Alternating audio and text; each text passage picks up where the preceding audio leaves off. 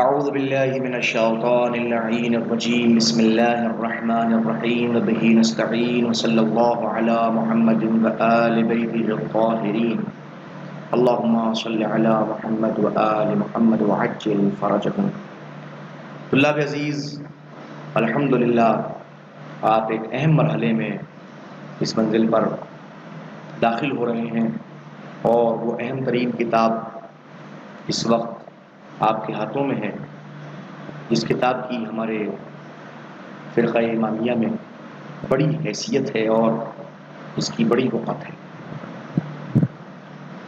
اصل کتاب شہید اول کی لکھی ہوئی ہے، جن کا اسم گرامی محمد ابن مکی ہے، اور جو 786 قمری ہجری کے اندر شہید کیے گئے، جن کی کتاب کا نام الجمعۃ الدمشقیہ ہے۔ اس کی اضافت دمشق کی طرف سے لیے دی گئی کہ شہید کو دمشق کے اندر قید کیا گیا تھا، اور قید خانے کے اندر آپ نے اس کتاب کو لکھا ہے۔ اور اس کتاب کی متعدد شروحات بڑے بڑے جید علماء نے تحریر فرمائی ہیں۔ ان میں سے ایک اہم ترین شرح شہید ثانی جناب زین الدین ابن علی کی لکھی ہوئی ہے، جنہوں نے 966 ہجری کے اندر شہادت پائی، جن کو شہید ثانی کہا جاتا ہے، اور ان کی کتاب کا نام، اس شرح کا نام الروضۃ البہیہ فی شرح اللمعۃ الدمشقیہ۔ یہ کتاب جو ہمارے نصاب کا اہم ترین جز ہے، اور فقہ استدلالی کا ایک اہم ترین مرحلہ، جس کتاب کو پڑھنے کے بعد مجتہد اپنے اجتہاد کی بنیاد رکھتا ہے۔ الحمدللہ آج آپ اس قابل ہوئے کہ اس اہم ترین کتاب کو پڑھنے کے لیے آپ آمادہ ہوئے۔ خداوند قدوس بحق قائم معصومین آپ کی اور ہماری توفیقات میں اضافہ فرمائے، اور ہم سب کو یہ توفیق مرحمت فرمائے کہ ہم اس اہم ترین کتاب کو پڑھنے کے لیے آمادہ ہوئے ہیں، اس کو ویسے پڑھنے کی کوشش کرنے سے پڑھنے کا اس کا حق ہے۔ یقیناً اگر آپ نے اس کتاب کو اچھی طرح پڑھا تو متعدد مراتب آپ کو حاصل ہوں گے۔ وہ مدارج اور مراتب آپ کی زندگی میں اہم ترین منزلوں کے حامل ہوں گے۔ کتاب در حقیقت مختلف اجزاء کے اوپر محیط ہے۔ اس میں شریعت اسلامیہ سے متعلق مختلف ابواب ہیں، اور ہر باب کو الگ الگ کتاب کی شکل میں پیش کیا گیا ہے۔ جو کتاب اس وقت ہم پڑھ رہے ہیں وہ اس کا کتاب الطہارت ہے۔ کتاب الطہارت، طہارت کی کتاب، وہ اہم ترین کتاب جس کی بنیاد پر آپ اس قابل ہوتے ہیں کہ وحدہ لا شریک پروردگار کی بارگاہ میں سر نیاز کو خم کر سکیں، جس کی نتیجے میں ہمیں اور آپ کو وحدہ لا شریک پروردگار یہ صلہ دیتا ہے کہ ہم اس کی بارگاہ میں سجدہ کرنے کے لائق ہوتے ہیں۔ یہ اہم ترین کتاب، جس کو انشاءاللہ العزیز آپ اب شروع کر رہے ہیں، بہت دقت کے ساتھ دیکھیں گے انشاءاللہ۔ بہت سارے وہ مفاہیم جو آپ سمجھیں گے اس کو آپ صفحہ کرتاس کے اوپر نقل کیجئے، اور جو سمجھ میں نہ آئے ہم سے انشاءاللہ اس پر رابطہ قائم کیجئے۔ آپ کی مکمل طور پہ تعاون اور مدد کرتے ہوئے ہم کوشش کریں گے جو چیز سمجھ میں نہیں آ رہی اس کو سمجھا سکیں۔ آئیے اس کتاب کو ہم شروع کرتے ہیں اور آپ کی خدمت اقدس کے اندر اس کو پیش کرتے ہیں۔ کتاب الطہارہ، طہارت کی کتاب۔ دیکھیے، نحوی اعتبار سے یہ ترکیب اضافی ہے، مرکب اضافی ہے۔ جب بھی ترکیب ہوتی ہے تو ترکیب کی دو قسمیں ہوتی ہیں، یا وہ مرکب تام ہوتا ہے، یعنی ایک ایسا جملہ جس کو کہنے کے بعد متکلم اگر خاموش ہو تو سامع اور مخاطب کو کسی قسم کا ابہام اور کسی قسم کا انتظار نہ کرنا پڑے، جملہ اپنا مکمل معنی دے رہا ہو، اس جملے کو مرکب تام، جملہ مفیدہ بھی کہا جاتا ہے۔ دوسری ترکیب مرکب ناقص ہے، ترکیب ناقص، اس کی مختلف قسمیں ہیں۔ اس میں سے ایک قسم مرکب اضافی ہے، جہاں ایک کلمے کی اضافت دوسرے کلمے کی طرف دی گئی ہے۔ ظاہر مرکب اضافی مرکب ناقص کی قسموں میں سے ہے، اور وہ مرکب ناقص کا مطلب یہی ہے کہ ایک ایسی ترکیب جو کہنے کے بعد اگر متکلم خاموش ہو جائے تو سامع اور مخاطب متکلم کی طرف مسلسل نظریں گاڑے ہوئے دیکھ رہے ہوں کہ اب یہ کچھ جملہ کہے اور اب اس کی بات مکمل ہو تو ہمیں پورا جملہ سمجھ میں آئے۔ مرکب اضافی کا مطلب یہیں پہ یہ ہے کہ یہاں پر کہنے والا کہہ کے خاموش ہوا ہے مگر جملہ اپنا مکمل مفہوم نہیں رکھتا۔ کتاب الطہارت بھی ایک ایسا ہی جملہ ہے جس کو مرکب اضافی کہا جاتا ہے۔ طہارت کی کتاب، کیا مطلب؟ چھوٹی ہے، بڑی ہے، کہاں سے آئی ہے، کس کی لکھی ہوئی ہے، کیا کہنا چاہتے ہیں، کیا بیان کرنا چاہتے ہیں، مختلف سوالات آپ کے اذہان عالیہ میں فوراً موجود ہوں گے جب تک کہ اس ترکیب کو مکمل نہ کیا جائے۔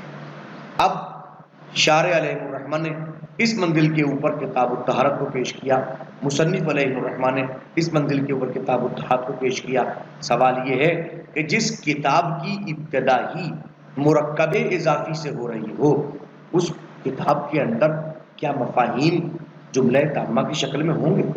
یہ ایک نقص ہے، یہ ایک عیب ہے کہ آپ کتاب کی ابتدا مرکب اضافی سے کر رہے ہیں۔ تو یاد رکھیں، یہ ہم اور آپ سمجھ رہے ہیں کہ مرکب اضافی ہے، حالانکہ حقیقتاً ایسا نہیں ہے۔ کتاب الطہارہ کہ در حقیقت یہ مرکب اضافی ایک جملے کی شکل میں موجود ہے، اور جملہ آپ کو نظر آ رہا ہے کہ یہ غیر تام ہے، یہ مکمل نہیں ہے، یہ ناقص ہے، حالانکہ یہ پورا جملہ مرکب اضافی در حقیقت خبر ہے ایک مبتدأ محذوف کی۔ جو مبتدا یہاں پر محذوف ہے وہ ہے ھذا۔ ھذا مبتدا ہے، کتاب الطہارہ یہ اس کی خبر ہے، اور مبتدا خبر مل کے جملہ تامہ، یہ طہارت کی کتاب ہے۔ اب جملہ مکمل ہوتا ہے، لہذا اس منزل کے اوپر یہ کہنا کہ مرکب اضافی کے ذریعے سے شارح مقدس نے یا مصنف مقدس نے کتاب کی ابتدا کی ہے اور جو نقص ہے یہ غلط ہے۔ اور کیجیے گا ھذا کتاب الطہارہ، یہ اضافت بیانیہ ہے، یہ بیان کرنے کے لیے کہ بس تاکہ آپ ذہنی طور پر متوجہ ہو جائیں۔ الطہارہ مصدر طہورا بضم العین وفتحها والاسم الطہر بالضم۔ طہارت مصدر ہے طہارہ کا یا طہورا کا، طہرن، طہورن، طہارتن، یہ سب کے سب مصدر ہے۔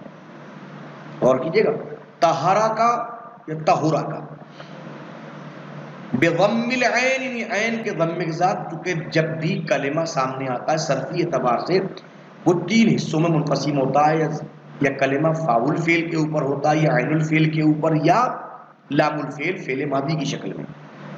تو اب اگر آپ طہورا پڑھیں، طہورا کا مطلب عین الفعل یعنی ہا کے اوپر ضمہ لگائیں، طہورا، وفتحہا یعنی کہ یہ عین الفعل فتح کی شکل میں ہو، یعنی طہارا یعنی ہا کو آپ فتح پڑھیں، تو اس کا مصدر ہے طہارت۔ ٹھیک ہے۔ والاسم الطہر، اور اس کا اسم جو ہے وہ طہر ہے۔ اب لوگ یہ نہ سمجھیں کہ اسم کا مطلب یہاں پہ نام نہیں، نام نہیں، اسم زبان اسم مصدر، یعنی اسم مصدر طہارت کا وہ طہر ہے۔ اور کیجیے گا طہارت خود مصدر ہے، اور اس مصدر کا اسم مصدر الطہر ہے۔ اب سوال پیدا ہوتا ہے مصدر کسے کہتے ہیں، اسم مصدر کسے کہتے ہیں؟ تو یاد رکھیں اسم مصدر در حقیقت وہ ہے جو فعل مصدر سے حاصل ہونے والے پر دلالت کرتا ہو۔ اور یہ آپ نے فعل مصدر سے حاصل ہونے والی شے پر جو چیز دلالت کرتی ہے اس کو اسم مصدر کہا جاتا ہے۔ جیسے غسل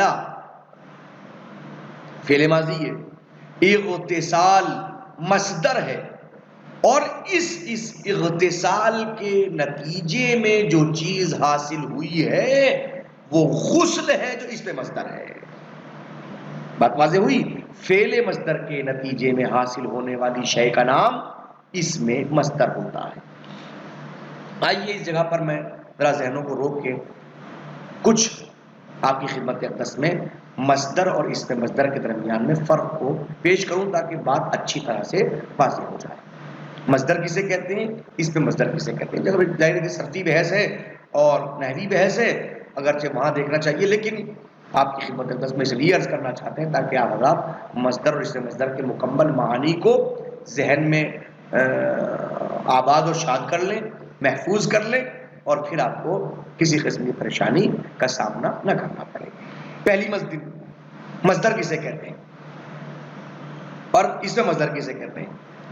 تو اس میں مصدر وہ ہوتا ہے جو مجرد حدث کے اوپر دلالت کرتا ہے، خالصتاً صرف اور صرف حدث پہ دلالت کرتا ہے، اسے اس سے مصدر کہتے ہیں. اس شرط کے ساتھ اگر وہ علم ہو، جیسے حماد جو محمدہ سے بنا ہے، حماد یہ اس میں مصدر ہے جو صرف اور صرف، اگر یہ چونکہ علم ہے نا حماد، لہذا اس بنیاد کے اوپر یہ حدث پہ دلالت کرتا ہے بس. لیکن اگر وہ میم زائدہ سے اس کی ابتدا کی گئی ہے، جیسے مضرب، وہ غیر مفاعلہ میں ہوتا، جو باب مفاعلہ سے نہیں ہوتا مضرب، یا یہ کہ اس کا فعل ثلاثی تجاوز کر چکا ہو 3 سے زیادہ کے اوپر، تو اس منزل کے اوپر وہ اس کا اسم جو ہے وہ ہمیشہ اس کے فعل کے وزن پر ہی آتا ہے. جیسے اغتسال سے غسل، پھر اس میں مصدر ہے، نہیں تو وہ پھر مصدر ہوگا. دوسرا فرق، مصدر ہمیشہ بے نفس ہی حدث پہ دلالت کرتا ہے، اور اس میں مصدر ہمیشہ مصدر کے ذریعے سے دلالت کرتا ہے. فرق محسوس کیجئے گا، مصدر حدث پر ڈائریکٹ دلالت کرتا ہے، اور اس میں مصدر حدث پہ دلالت کرتا ہے مگر مصدر کے ذریعے سے کرتا ہے. جیسے میں نے بتایا اغتسال اور غسل، اس کا مطلب یہ ہے کہ لفظ اغتسال بے نفس ہی اس حدث کے اوپر دلالت کرتا ہے، اس کو دلالت کرنے کے لیے کسی چیز کی ضرورت نہیں ہے. لیکن لفظ غسل کو دلالت کرنے کے لیے اغتسال کی ضرورت ہے. جب تک اغتسال نہیں ہوگا غسل سامنے نہیں آ سکتا.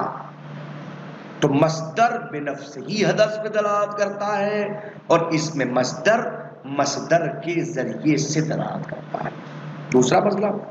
تیسرا مرحلہ، مصدر وہ ہے جو حدث پر دلالت کرتا ہے، اور اس میں مصدر اس ہیئت کو کہتے ہیں کہ جو مصدر کے ذریعے سے حاصل ہوتی ہے.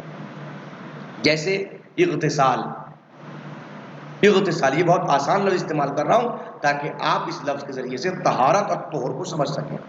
اغتسال، ظاہر ہے کہ یہ لفظ ڈائریکٹ حدث کے اوپر دلالت کر رہا ہے، لیکن جب آپ غسل کو دیکھیں جو اس میں مصدر ہے تو وہ اغتسال کے نتیجے میں حاصل ہونے والی اس کیفیت کو اور اس حالت کو کہتے ہیں جو اس کے نتیجے میں حاصل ہوتی ہے. یعنی اغتسال اگر نہیں ہوگا تو غسل نہیں ہو سکتا. اور کیا آپ نے تو حدث کے اوپر دلالت کرنے والی شے کا نام مصدر ہے، اور اس ہیئت کے اوپر جو اغتسال کے مصدر کے نتیجے میں حاصل ہوتی ہے اس کو در حقیقت اس میں مصدر کہا جاتا ہے. جیسے آپ نے یہ فارسی میں رفتن یا رفتار، رفتن مصدر ہے اور رفتار اس میں مصدر ہے. اور کیجئے گا نا، پاک بودن مصدر ہے، پاکی اس میں مصدر ہے. اور فرمایا آپ نے، لہذا جب آپ مصدر کو دیکھیں گے تو الطہارہ یہ مصدر ہے طہورا کا یا طہارا کا، اور اس میں مصدر اس کا الطہر ہے. یعنی طہر اس حالت کو کہتے ہیں کہ جو اس طہارت کے نتیجے میں سامنے آتی ہے. بات واضح ہو گئی. اب یہاں پر شارع نے جو اسمت طہر کہا ہے تو اس کا مطلب یہ ہے کہ طہارت مصدر بے معنی انفعال، یعنی پاک بودن یہ مصدر ہے. اور جب طہور کہیں گے تو طہور اس مصدر، اس میں مصدر اس حالت کو کہتے ہیں کہ جو اس الطہارت کے نتیجے میں حاصل ہوتی ہے، اس کو فارسی میں پاکی کہا جاتا ہے. بات واضح ہو گئی. آگے بڑھیے. وہیا، ہیا کی ضمیر پلٹے گی طہارت کی طرف. وہیا یہ طہارت لغتن، یعنی لغتن، یعنی کہ یہ طہارت لغت میں اس کے معنی کیا ہے؟ النظافہ والنزاہہ من الاجناس. مصنف نے کہا نظافہ، اور شارح مقدس نے اس کے ساتھ میں ایک لفظ کا استعمال کیا والنزاہہ. نظافہ کیا مطلب؟ یعنی کہ کسی گندگی سے کسی شے کو پاک و صاف کرنا نظافت کہلاتا ہے، اس کو اچھا بنانا نظافت کہلاتا ہے، اس کو خوبصورت بنانا یہ نظافت کہلاتا ہے. اور کیجیے گا، نزاہت کا مطلب ہے اگر اس کا لفظ کا استعمال کسی مکان کے لیے ہو تو کسی مکان کو پاک کرنا نزاہت کہلاتا ہے، اور اگر رجل کے لیے کسی انسان کے لیے اس کا استعمال ہو، یعنی کیا مطلب؟ یعنی من نوع ہر رجل، یعنی کہ ہر قسم کی گندگی سے، ہر کسی کی مکروہ چیزوں سے اس انسان کا دور ہو جانا، یہ نزاہت کہلاتا ہے. اب یہاں مطلب کیا؟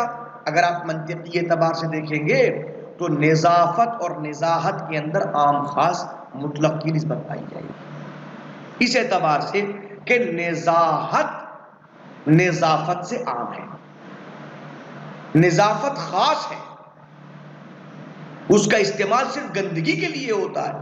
جبکہ اگر آپ دیکھیں گے نزاہت کو، تو نزاہت کا استعمال اخلاقی گندگی کے لیے بھی ہوتا ہے. کسی انسان کے اندر اخلاقی برائی پائی جاتی ہو، بغض ہے، حسد ہے، کینہ ہے، وغیرہ وغیرہ، تو اگر وہ اس سے دور ہو جائے تو کہا جائے گا اس سے منزہ ہو گیا. نظیف، منزف نہیں کہیں گے اس کو. نظافت کا استعمال فقط اور فقط ظاہری گندگی کے لیے ہوتا ہے، اور نزاہت کا استعمال ظاہری اور باطنی گندگی دونوں کے لیے ہوتا ہے. وہی لغتاً النظافہ والنزاہہ من الادناس. ادناس کیا ہے؟ ادناس دنس کا اس کا مفرد ہے، ادناس کی جمع. کیا مطلب؟ دنس یہ برائیاں، گندگیاں. تو ہر قسم کی گندگی سے بچنے کا نام نظافت ہے اور نزاہت ہے. وشرعاً، یہ شرعاً نحوی اعتبار سے تمیز واقع ہوئی. کیا مطلب؟ یعنی کہ اصطلاح شرع کے اندر طہارت کے یہ معنی سامنے آ رہے ہیں. انشاءاللہ تفصیل کچھ بعد میں. وصلی اللہ علی محمد و آل بیتہ الطاہرین.